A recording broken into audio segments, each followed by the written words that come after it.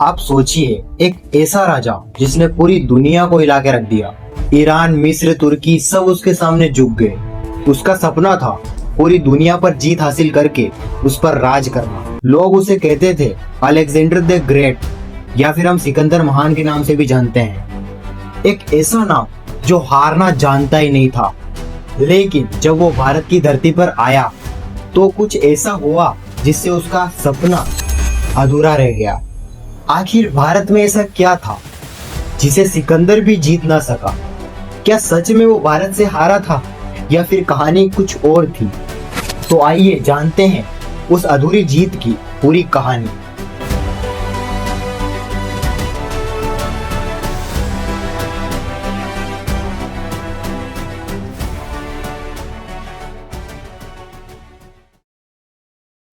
साल था 326 ईसा पूर्व। सिकंदर अपनी विशाल और प्रशिक्षित सेना के साथ में भारत की सीमा पर पहुंचा। उसे पूरा भरोसा था कि भारत भी उसकी जीत की लिस्ट में आसानी से जुड़ जाएगा। लेकिन ये सोच पूरी तरह से गलत साबित हुई। भारत में उसका पहला और सबसे कठिन मुकाबला हुआ पंजाब के राजा पोरस से। झेलम नदी के किनारे दोनों सेनाओं में भीषण युद्ध छिड़ा। एक तरफ सिकंदर की प्रशिक्षित यूनानी सेना और दूसरी तरफ पोरस के वीर सैनिक और उनके विशाल युद्ध वाले हाथी। इन हाथियों ने ग्रीक सेना में ऐसा आतंक मचाया जैसा उन्होंने पहले कभी देखा ही नहीं था। इतिहास की किताबें कहती हैं कि सिकंदर ने ये युद्ध जीता था, लेकिन इसकी कीमत सिकंदर को बहुत भारी पड़ी। उसकी सेना को जबरदस्त नुकसान हुआ। पोरस की वीरता और उसकी सेना का साहस देखकर सिकंदर और उसके सैनिक हिल गए।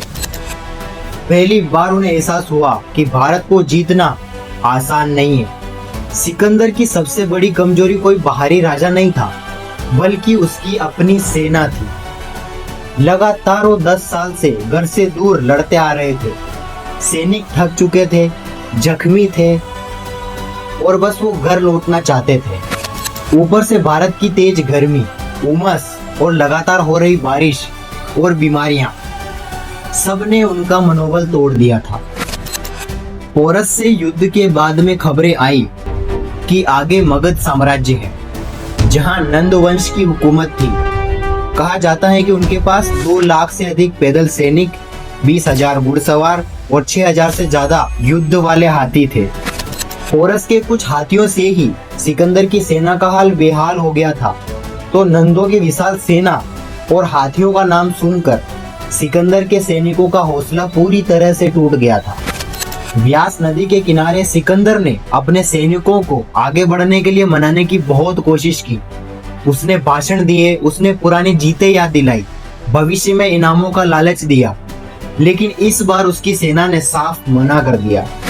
सैनिकों ने कहा, अब बस, हम आगे नहीं लड़ेंगे।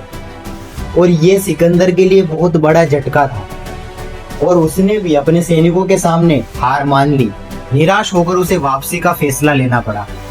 तो दोस्तों, सिकंदर भारत में किसी एक युद्ध से नहीं हारा।